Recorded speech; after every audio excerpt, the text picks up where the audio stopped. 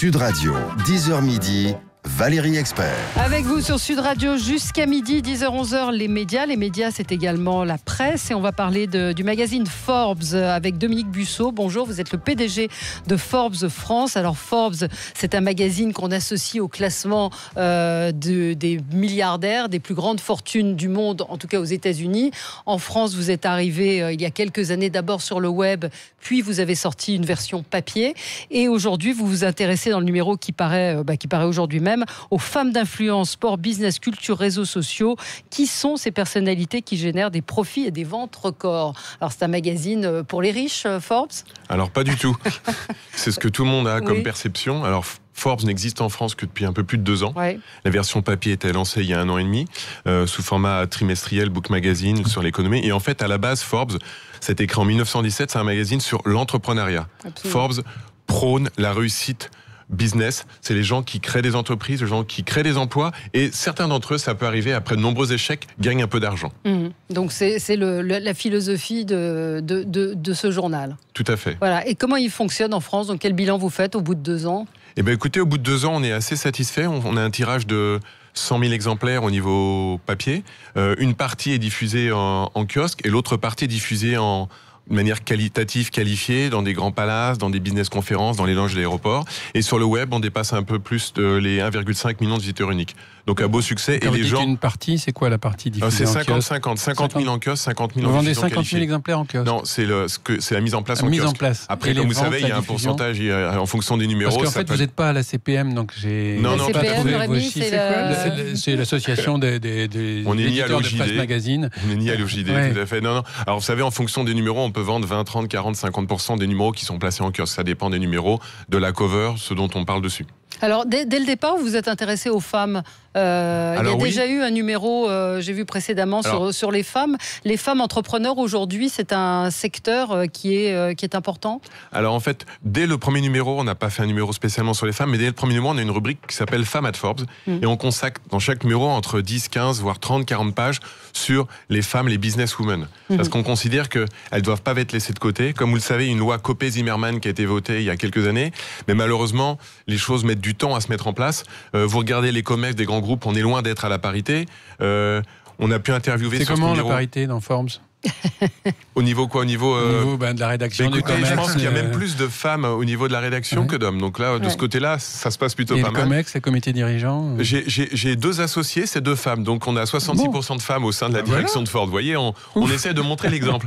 Et comme je disais, Sophie Bellon, il y a une seule présidente du CAC 40. Qui est la seule femme. C'est la seule femme présidente. Vous avez une directrice générale qui est Isabelle Cocher chez Engie. Il y a une seule femme. Donc vous voyez, il y a encore du terrain à faire. Et Forbes États-Unis, c'est comment? Au niveau parité? Oui. J'aurais pas les détails exacts, donc je pourrais pas vous répondre d'une manière précise. Pourquoi vous l'avez pas mise en une, justement, Madame Bellon, qui est la seule femme du CAC 40? Vous avez privilégié Caroline Receveur, qui est l'une des personnalités françaises, une des success stories du web. Elle est très belle, très jolie.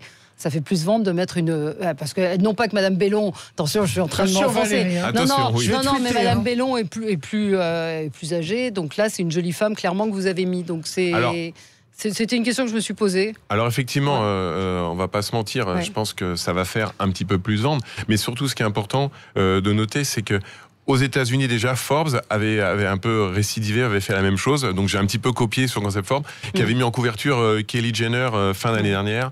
Et comme vous avez vu, ça a été annoncé, c'était la plus jeune milliardaire de tous les temps. Elle était milliardaire à 21 ans, c'est-à-dire 2 ans avant Mark Zuckerberg.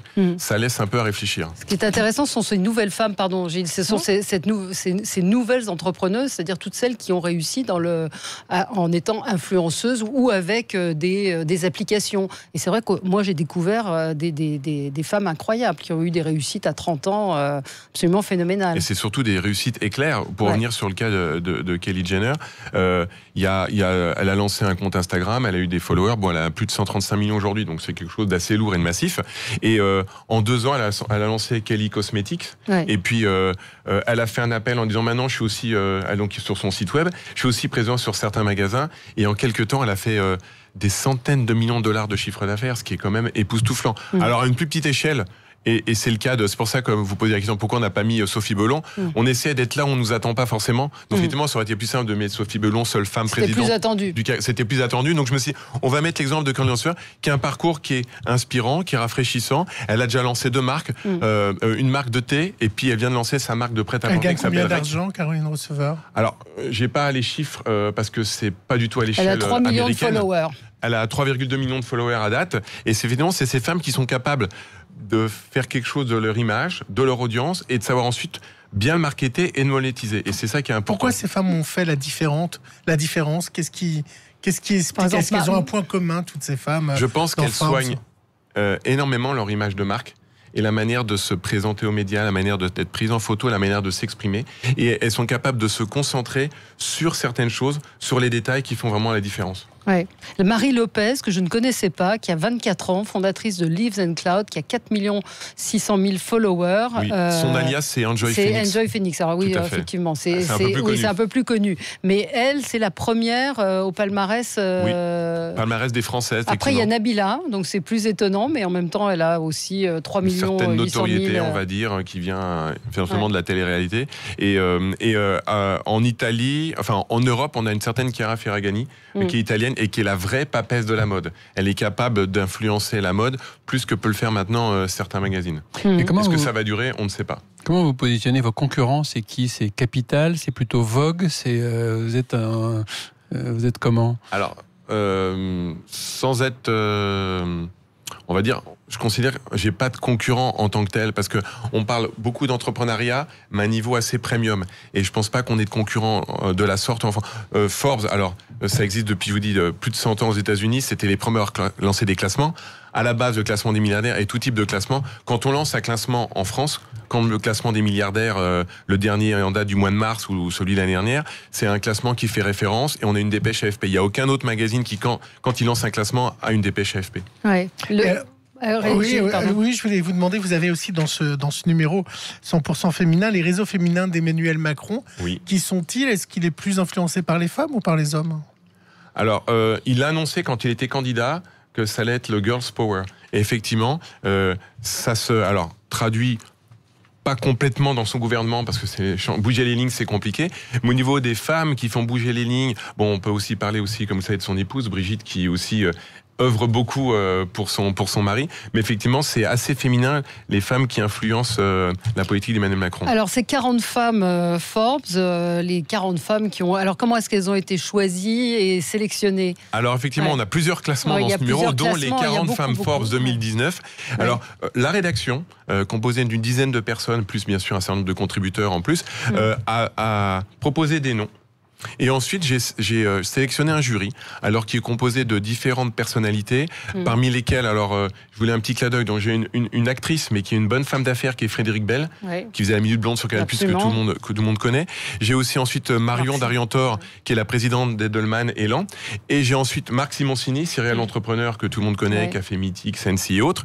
J'ai Xavier Romatet, qui est l'ancien président du groupe Condé Nast et qui est maintenant président de l'Institut français de la mode.